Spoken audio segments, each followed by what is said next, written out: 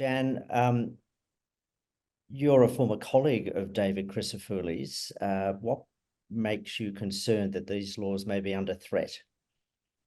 Look, I am a former colleague, and I want to say there's no ill will between David and I, that's for sure.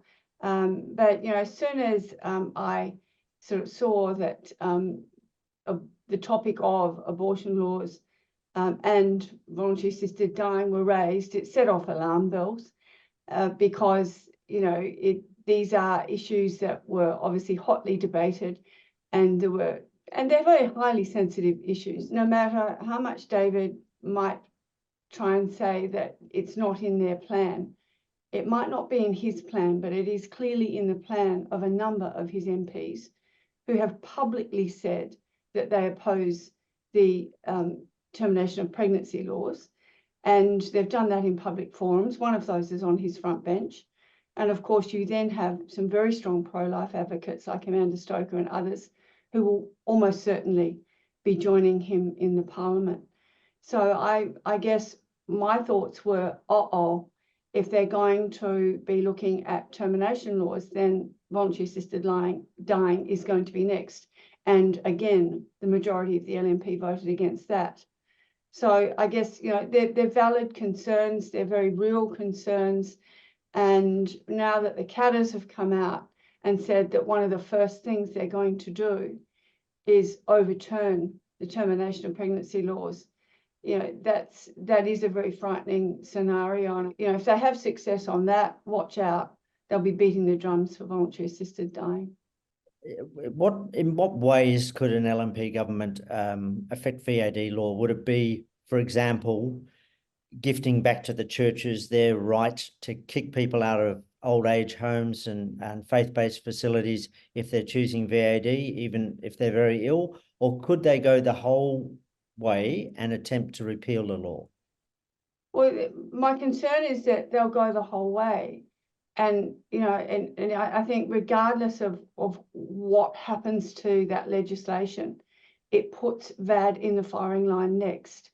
I don't think people understand, given the incredible number of far-right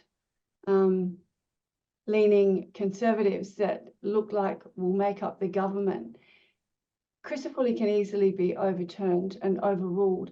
And all it takes is one motion off the floor of party room, and that is a coup d'etat.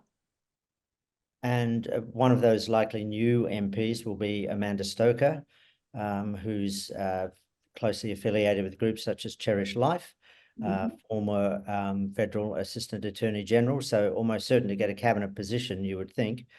I would imagine someone like Amanda Stoker would be very, very focused on something like VAD law, which he strongly opposes.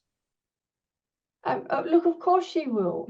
I'm a Christian, okay? I mean, I'm having communion brought to the house next week by a local priest, because I haven't been feeling quite well enough to go out.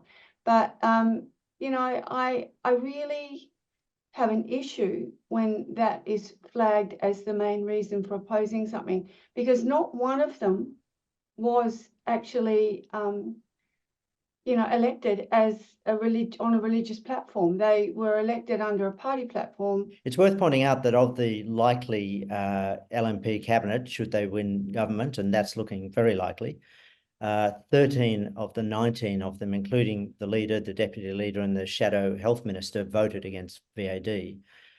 So you would think any motion to move against VAD would be well received on the party room floor. And again, I'll just go back to the termination of pregnancy, because if that is what is just gaining so much momentum and discussion out there at the moment, that will be what the Katters, the Katters have almost forced now to bring that on, all right? And so that is going to give the appetite for them to then attack VAD next, right? So VAD will not be the first on the chopping block. But if that funding is cut, then they're virtually going to starve VAD before they even chop its head off. Well, that's right. If that funding is cut for people in regional and remote areas, VAD may be legally available, but it won't be practically available because doctors won't be able to reach them. Absolutely. And I mean, there's already enough challenges for people in the regions, you know, and so there are people in the regions who take what the Conservative government might do very, very seriously. In fact, I think there's probably 80% of the population. They certainly, in my electorate, 80% in a direct mail survey supported voluntary assisted dying. And that's consistent with polling across the state over a number of years. So it has huge public support. Will that operate as any kind of a handbrake on attempts to change or repeal the law, do you think? It worries me that it won't. And it's actually bloody scary because we need, it is political. It shouldn't be because this is my life and other people's lives. But if they get the majority I think they're going to get, we're in really, really dangerous waters. Yes. Because they've got 4 years. Doesn't matter how much you protest once it's in and once they're done. If there is a massive number of LNP, we're curtains. How should people who are concerned best be heard ahead of the election? What should they do? Oh, for goodness sake, everyone, be proactive. Get on to your sitting member. I mean, get on to as many candidates as you know. Email them. Ask them outright. No wriggle room on this, okay? Ask them outright, do you support voluntary assisted dying? And pester them until you get an answer. And when you do, circulate that as widely as you can. You know, they can say, they kick it in the long grass. That's the best political trick you can do. You kick it in the long grass and say, look, we won't, it's not our plan to do anything this term. But Yes. of course, what can come out of the blue is that private member's bill on the floor. You mentioned before that you are having a priest come to your house next week, and that you've been too unwell to go out. Can you talk about where you're at with your pancreatic cancer and why, even though you are yourself struggling with the treatment, as most people do, you've chosen to speak out on this? You notice I probably teared up a bit. Oh dear.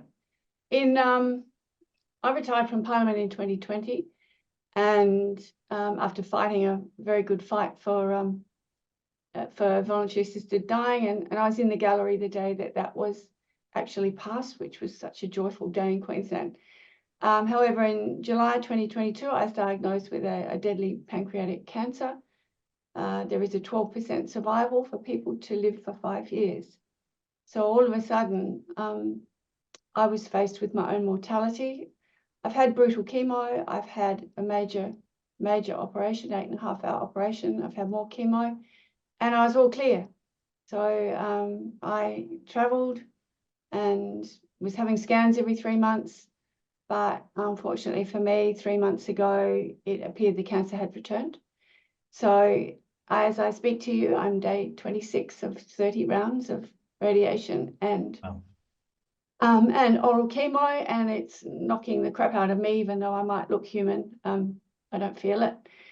So it gave me a taste of that pain and how difficult it was to control. And I understand that pain would be constant should this gallop ahead in me. So obviously my focus has moved even more, and it becomes even more important that people who are given these terrible diagnoses are also able to have a choice in the way that they wish to end their days. I'm speaking out because there's so many people too weak to do so. You know, the groups that I belong to, these people are so consumed with their treatment. How on earth are they supposed to face other challenges? And the worry about this legislation being tinkered with or overturned or starved of funding is really cruel. And we just need a guarantee that this legislation that is in place will not be touched in any shape or form, so that we can get on with living the best life that we possibly can. Because that's what I want to do. I want to live my best life. And I also want some dignity. I do not wish to be, as good as palliative care is, and some people, of course, will take that path, and I'm very grateful it's there. But to me, dying with dignity is not being drugged and losing control of my bowels and my bladder and not being aware of anybody around me, even though there's probably a room full of people sitting there for days just waiting for me to die.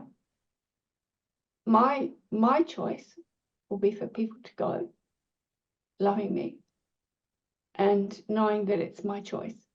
So I hope that's not for a long time yet, but you know, the odds are pretty well stacked against me, as they are with anyone who is seeking to use voluntary assisted dying. And I plead with those who are lawmakers who should not be making these decisions to do the right thing and keep their hands off it. Well, you're right. It would be a great cruelty to many if this law was to be lessened or worse, repealed.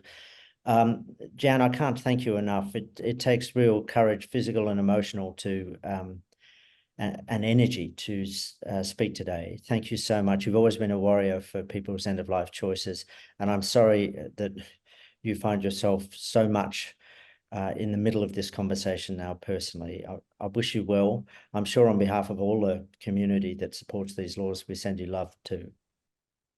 Thanks, Andrew. And I just want to tell everybody out there, be strong and fight the good fight.